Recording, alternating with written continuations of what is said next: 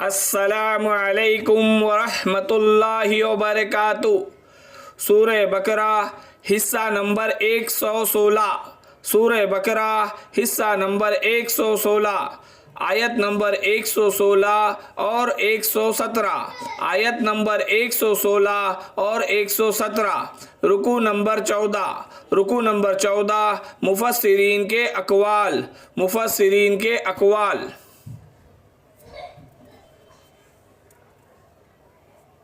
ناظرین، سامعین، پیارے نبی حضرت محمد مصطفیٰ صلی اللہ علیہ وسلم کے پیارے امتیوں، اللہ تبارک و تعالیٰ کے نیک بندوں، برائی سے روکنے والی اور نیکی کا حکم کرنے والی امت، اللہ تبارک و تعالیٰ کا فضل و کرم و احسان ہوا تو پچھلے حصہ نمبر 115 میں ہم نے پڑھا کہ مشرق اور مغرب اللہ تعالیٰ کا ہی ہے، اور تم جہاں کہیں بھی رخ کرو اللہ تعالیٰ ہر جگہ موجود ہے، اللہ تعالیٰ ہر جگہ موجود ہے۔ اور آج ہمارا موضوع ہے اللہ تعالیٰ کے کلمہ کن کا، کلمہ کن کا، کہ یعنی کہ ہو جا۔ جب اللہ کسی کو کہتا ہے کہ ہو جا تو وہ ہو جاتا ہے۔ اسی کے تعلق سے ہے آیت نمبر 116 اور 117۔ پہلے ہم ان دونوں آیتوں کو پڑھیں گے، پھر اس کے تعلق سے مفسرین نے جو بھی اقوال نقل کیے ہیں انہیں پڑھا جائے گا۔ اعوذ باللہ من الشیطان الرجیم، بسم اللہ الرحمن الرحیم۔ وقالوا اتخذ اللہ ولدا سبحانہ بل له ما فی السماوات والارض کل له قانتون بدیع السماوات والارض وَإِذَا قَضَى أَمْرًا فَإِنَّمَا يَقُولُ لَهُ كُن فَيَكُونُ۔ یہ کہتے ہیں اللہ کی اولاد ہے، نہیں بلکہ وہ پاک ہے۔ زمین و آسمان کی تمام مخلوق اسی کی ملکیت میں ہے اور ہر ایک اس کا فرما بردار ہے۔ وہ زمین و آسمان کا ابتدا کرنے والا، پیدا کرنے والا ہے۔ وہ جس کام کو کرنا چاہتا ہے تو کہہ دیتا ہے کہ ہو جا، بس وہ وہی ہو جاتا ہے۔ اللہ جس کام کو کرنا چاہتا ہے تو کہہ دیتا ہے کہ ہو جا، بس وہ وہی ہو جاتا ہے۔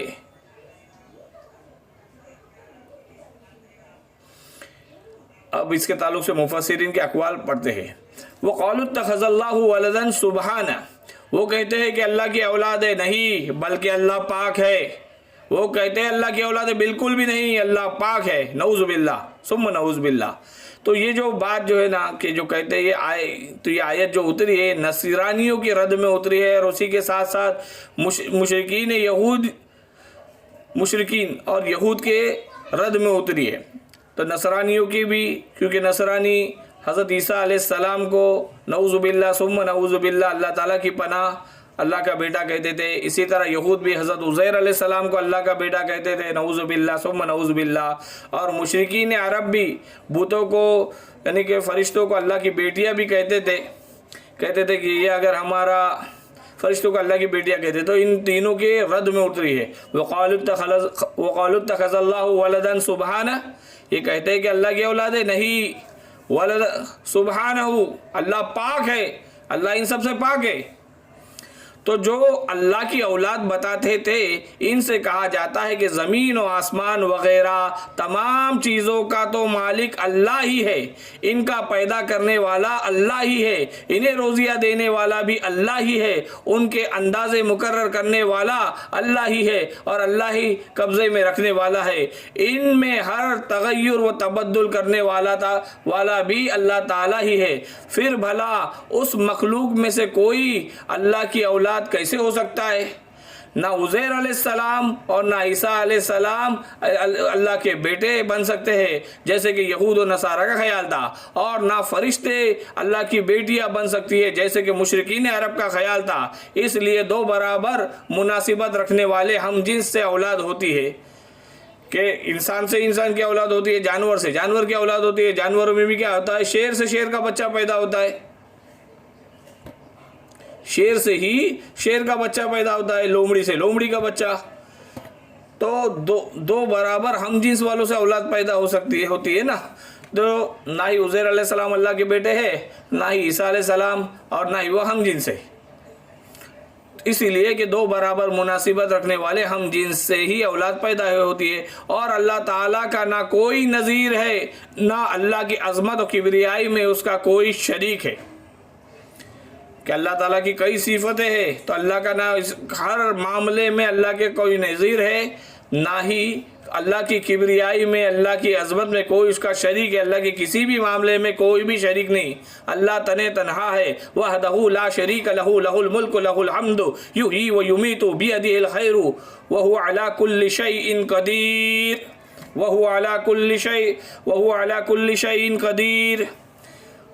کہ اللہ وحدہ ہے، اکیلا ہے، تنہا ہے، لا شریک لہ ہے، اس کا کوئی شریک نہیں، لہ الملک، اسی کے لیے بادشاہت ہے، وَلہ الحمد، اور اسی کے لیے حمد ہے، کہ تعریف صرف اللہ ہی کے لیے ہے. وَلہ الحمد، یحیی، وہی زندہ کرتا ہے، وَیُمیٖتُ، اور وہی موت دیتا ہے، بیدہ الخیر، اور اسی کے قبضے قدرت میں ساری بھلائیاں ہے. ساری دنیا مل کر کسی کا بھلا کرنا چاہے تو نہیں کر سکتی جب تک اللہ نہ چاہے، اور ساری دنیا مل کر کسی کو بگاڑنا چاہے، کسی کا برا کرنا چاہے تو نہیں کر سکتی جب تک اللہ نہ چاہے. تو بیدہ الخیر وہو علی کل شیء قدیر، اور ہر شے قبضہ قدرت میں ہے، اللہ ہی کے قبضہ قدرت میں ہے.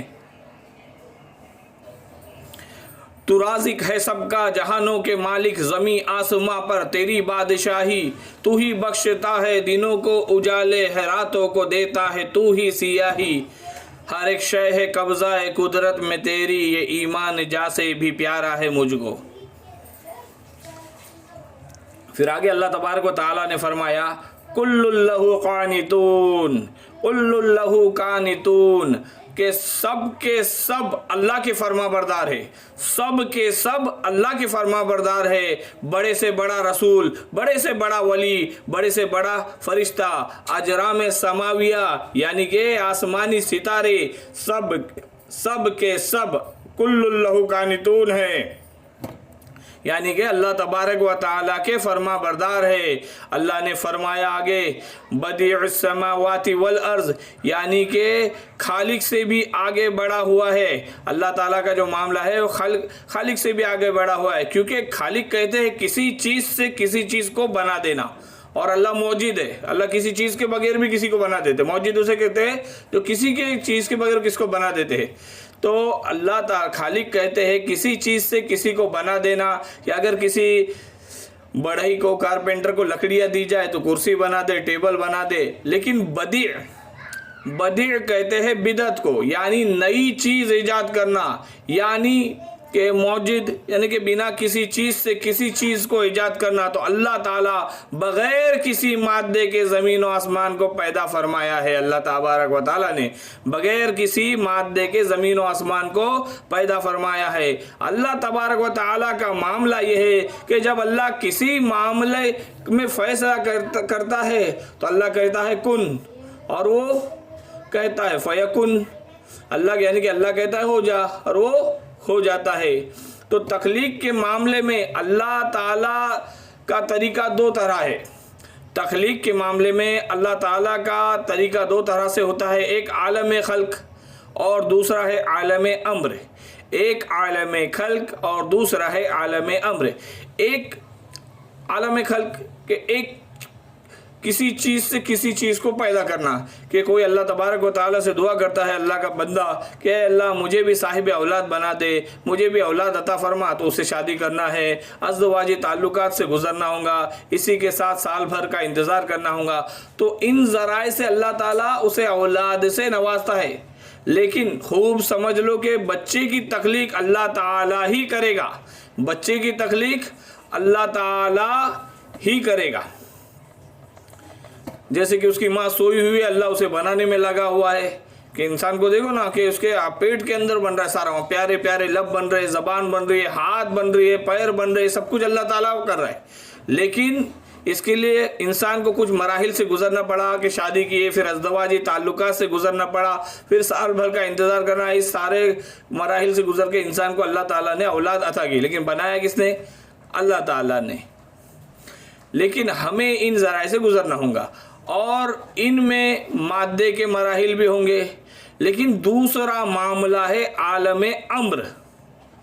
دوسرا معاملہ ہے عالم امر، یہ بغیر کسی ذریعے کے پیدا کرنا، اسے کہتے ہیں عالم امر، یعنی کہ بغیر کسی ذریعے کے پیدا کرنا اسے کہتے ہیں عالم امر۔ تو اس میں نہ تو وقت لگتا ہے کہ انتظار کرنا پڑے، اور نہ ہی کسی مادے کی ضرورت ہوتی ہے۔ تو عالم امر میں تو نہ وقت لگتا ہے، نہ ہی کہ انتظار کرنا پڑے، اور نہ ہی کسی مادے کی ضرورت ہوتی ہے۔ اس کا طرز عمل یہ ہے کہ اللہ کہتا ہے کن تو کہ ہو جا، تو وہ ہو جاتا ہے، فیکن تو وہ ہو جاتا ہے۔ معجزات جتنے بھی ہے سب عالم امر کا معاملہ ہے، کہ سمندر پر لاٹھی مارو تو پھٹ جائے، مردے سے کہو، حضرت عیسیٰ علیہ السلام نے جیسے مردے سے کہا قم باذن اللہ، یہ معجزہ دیا تھا اللہ تعالیٰ نے، تو حضرت عیسیٰ علیہ السلام مردے کو کہتے قم باذن اللہ، تو وہ کھڑا ہو جاتا ہے اللہ کے حکم سے۔ پھر کوڑی پر جب ہاتھ پھیرا تو وہ ٹھیک ہو گیا۔ حضرت موسیٰ علیہ السلام نے عصا کو زمین پر پھینک دیا تو سانپ بن گیا، اور پھر اٹھا لیا تو پھر وہ عصا بن گیا۔ تو معجزات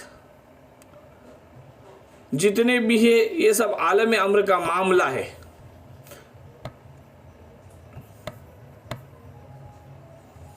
فرشتے عالم امر کی مخلوق ہے، اس لیے انہیں آسمان پر آنے کے لیے لمحہ بھی نہیں لگتا، اور روح بھی عالم امر کی شے ہے۔ تو قرآن بھی عالم امر سے ہے کہ اللہ کے بندے نے تلاوت قرآن کر کے ایک لمحہ بھی نہیں گزرا کہ تلاوت اللہ تعالیٰ کی بارگاہ میں پہنچ جاتی ہے۔ تو عالم امر اور عالم خلق کو اس طرح سمجھیے۔ اللہ تعالیٰ نے سورہ اعراف میں فرمایا آگاہ رہو کہ عالم امر بھی اللہ ہی کا ہے، اور عالم خلق بھی اللہ ہی کا ہے۔ اللہ تبارک و تعالیٰ نے سورہ اعراف میں فرمایا کہ آگاہ رہو کہ عالم امر بھی اللہ ہی کا ہے، اور عالم خلق بھی اللہ ہی کا ہے۔ تو عالم خلق اور عالم امر یہ تخلیق کے دو طریقے، دو طرز عمل ہے اللہ تبارک و تعالیٰ کے، کہ جس کی اپنی اپنی خصوصیات ہے، خاصیتیں ہے۔ اسی لیے آیت میں فرمایا کہ زمین و آسمان کا موجد کہتے ہیں بغیر کسی چیز کے تیار کرنے، کسی چیز کو بنا دینے والے، بغیر کسی مادے کے۔ اسی لیے آیت میں فرمایا کہ زمین و آسمان کا موجد اللہ تعالیٰ ہی ہے، اور اگر اللہ تعالیٰ نے فیصلہ کر لیا کسی معاملے کا، کسی ایجاد کا، تو اللہ کہتا ہے کن تو وہ ہو جاتا ہے، یعنی کہ فیکن۔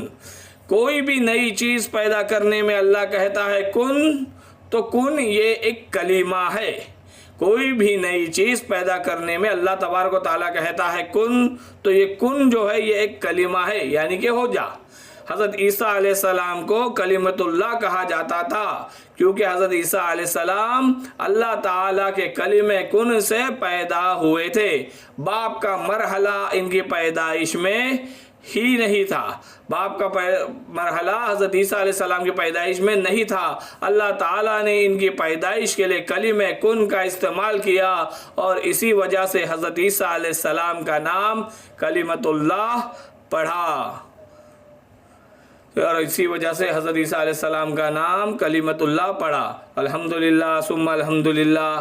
ہمارا حصہ نمبر 115 بھی اپنے اختتام کو پہنچا۔ اللہ تعالیٰ ہمیں کہنے سننے سے زیادہ عمل کرنے کی توفیق عطا فرمائے، اور اللہ تعالیٰ کی معرفت نصیب فرمائے، نبی اکرم صلی اللہ علیہ وسلم کی حقیقی محبت نصیب فرمائے، ہمیں کہنے سننے سے زیادہ عمل کرنے والا بنا دے، بغیر حساب کتاب کے جنت میں جانے والا بنا دے، اور جنت الفردوس میں جگہ عطا فرمائے، نقد جنت میں داخل فرمائے۔ آمین۔ وآخر دعوانا ان الحمد للہ رب العالمین۔ السلام علیکم ورحمۃ اللہ وبرکاتہ۔